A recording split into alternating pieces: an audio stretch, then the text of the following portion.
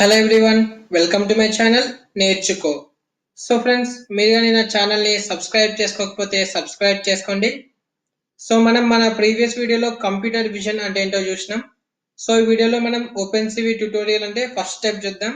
So అదేంటంటే బేసికల్గా మనం ఒక ఇమేజ్ని తీసుకొని ఆ ఇమేజ్ని ఎలా రీడ్ చేయాలి, ఎలా డిస్ప్లే చేయాలి, సో వాటన్నిటి గురించి కూడా డిస్కస్ చేద్దాం. సో ఫస్ట్ ఇది మన జూపిటర్ నోట్బుక్లో ఇమేజ్ ఫోల్డర్ ఇది. సో ఇందులో మనం ఒక ఇమేజ్ తీసుకున్నాం download.jpg అని. సో ఇది మన ఇమేజ్ ఐఫిల్ టవర్.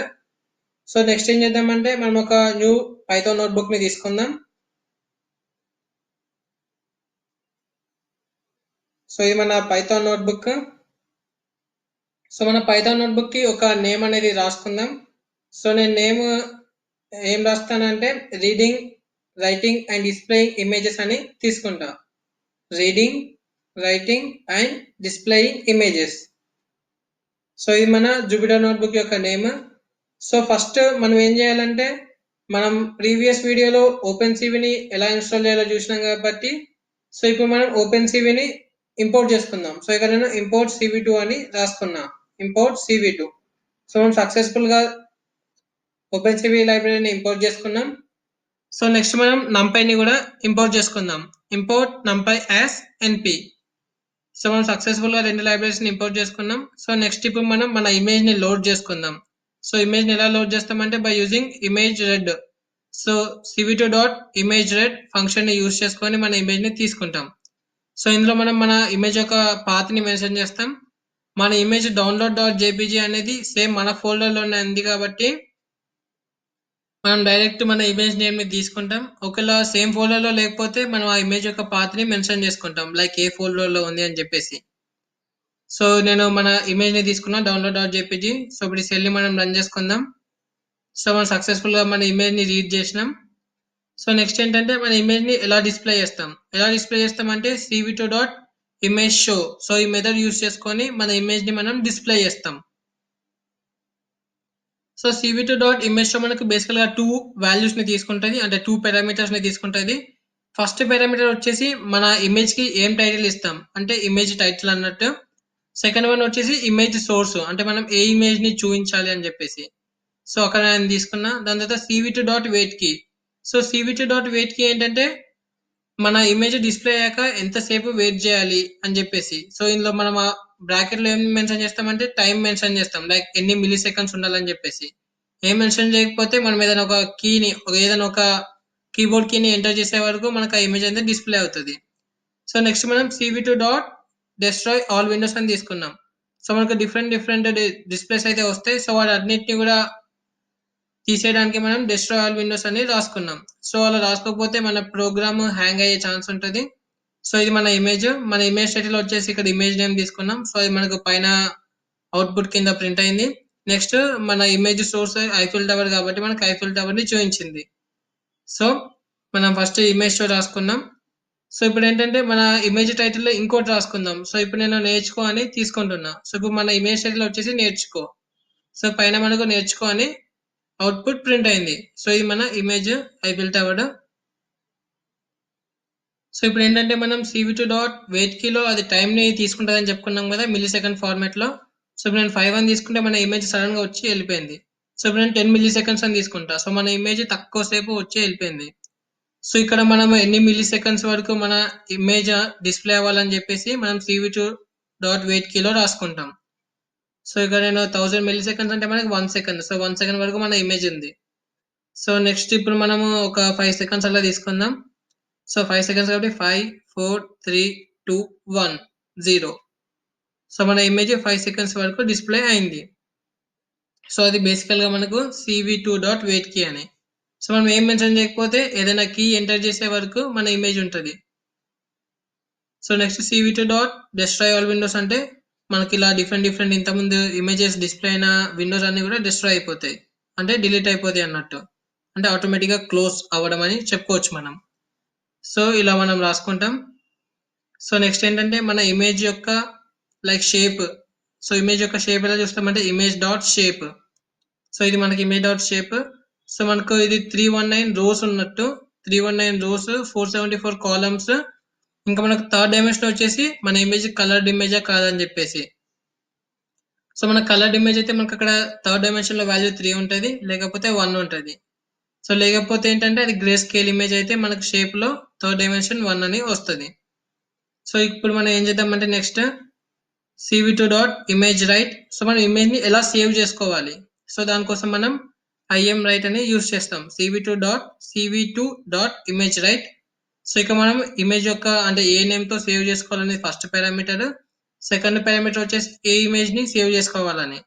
సో నేను image name output dot JPG అని తీసుకున్నా. సో మనకు అవుట్పుట్ కింద ట్రూ అనే వస్తుంది. సో ట్రూ బేసికల్ ఏంటంటే ఇమేజ్ సేవ్ అయిందని. సో ఇది మన అవుట్పుట్ డాట్ జేపీజీ.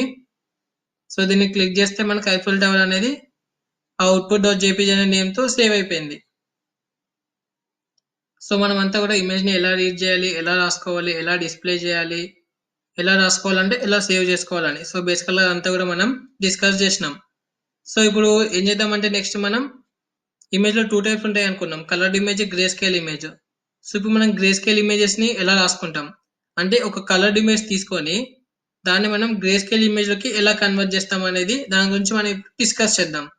సో నేను ఇప్పుడు దానికోసం అని చెప్పి ఒక కొత్త నోట్బుక్ ని తీసుకున్నా, న్యూ జూపిటర్ నోట్బుక్ ని.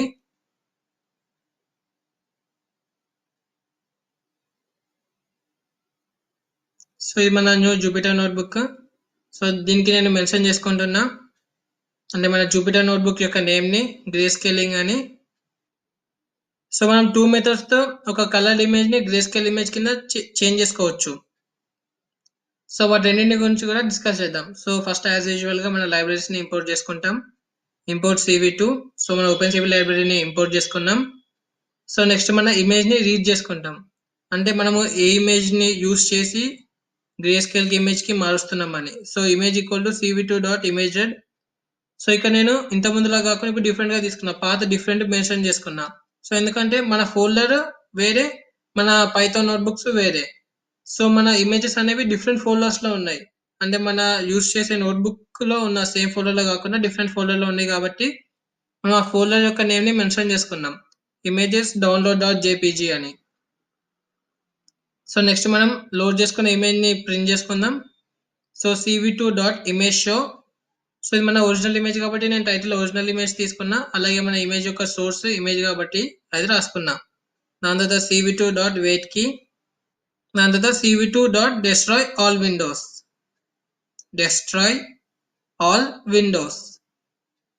cv2 dot destroy all Windows. So మన సెల్ ని ఇప్పుడు రన్ చేద్దాం.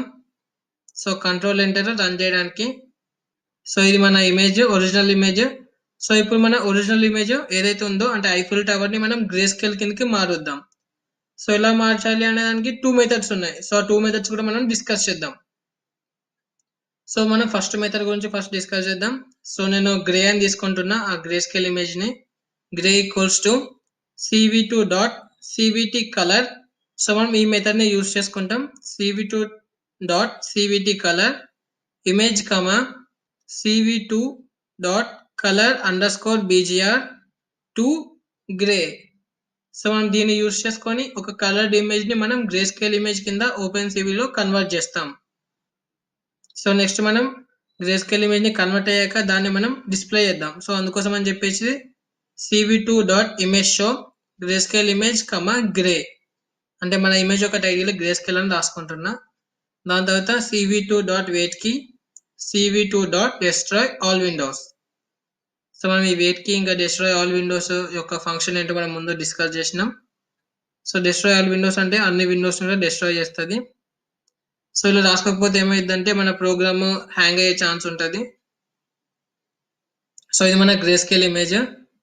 సో ఇప్పుడు మనం coloured image, grey scale image రెండు ఒకేసారి వచ్చేటట్టు చేద్దాం. సో ఇక్కడ ఈ కోడ్ నేను కాపీ చేసి పైన సెల్ లో పేస్ట్ చేసుకుంటున్నా. సో మన సెల్ ని ఇప్పుడు రన్ చేసుకుందాం. సో ఇది మన coloured image, original image title తీసుకున్నాం దానికి. నెక్స్ట్ ఇది మన గ్రే స్కేల్ ఇమేజ్. సో మనం ఒక మెథడ్ యూస్ చేసి అంటే మన ఫస్ట్ మెథడ్ యూస్ చేసి కలర్ ఇమేజ్ ని మనం గ్రే స్కేల్ ఇమేజ్ కింద కన్వర్ట్ చేసుకున్నాం. సో నెక్స్ట్ ఇంకొక మెథడ్ ఏంటంటే ఆ simpler method. So simple method ఏంటంటే మనం డైరెక్ట్ కలర్డ్ ఇమేజ్ లోడ్ చేసుకున్నప్పుడు పక్కన కామా తీసుకొని 0 అనే వాల్యూని యూస్ చేస్తాం. సో అదేంటి ఇప్పుడు చూద్దాం. Image equals to cv2 dot image red.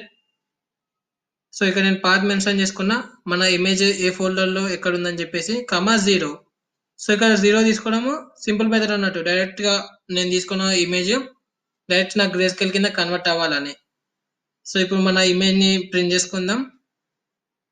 cv2.image_show gray, img image. So cv2.wait key, cv2.destroy all windows, cv2.destroy all windows. So మన సెల్ని ఇప్పుడు రన్ చేసుకుందాం. సో మన డైరెక్ట్గా కలర్డ్ ఇమేజ్ గ్రే ఇమేజ్ కింద కన్వర్ట్ అయిపోయింది. సో ఇది మనకు సెకండ్ మెథడ్. సో మనము పైన దాన్ని కాపీ చేద్దాం, ఎందుకంటే కలర్డ్ ఇమేజ్ కూడా చూడడానికి బాగుంటుంది, లైక్ కలర్ రావాలి, గ్రే రావాలని చెప్పేసి. సో పేస్ట్ చేసుకున్న, ఇది మన కలర్డ్ ఇమేజ్, ఇది మన గ్రే ఇమేజ్. సో మన సెకండ్ మెథడ్ ఫస్ట్ మెథడ్తో కంపేర్ చేస్తే సింపుల్ అన్నట్టు. డైరెక్ట్ మనము మన ఇమేజ్ లోడ్ చేసేటప్పుడే పక్కన 0 పెట్టుకుంటే అయిపోతుంది. సో ఇది మనకు గ్రే స్కేలింగ్ గురించి. సో ఫ్రెండ్స్, మీకు కానీ వీడియో నచ్చినట్టయితే లైక్ చేయండి, షేర్ చేయండి, అలాగే మన ఛానల్ని కూడా సబ్స్క్రైబ్ చేసుకోండి. Thank you for watching.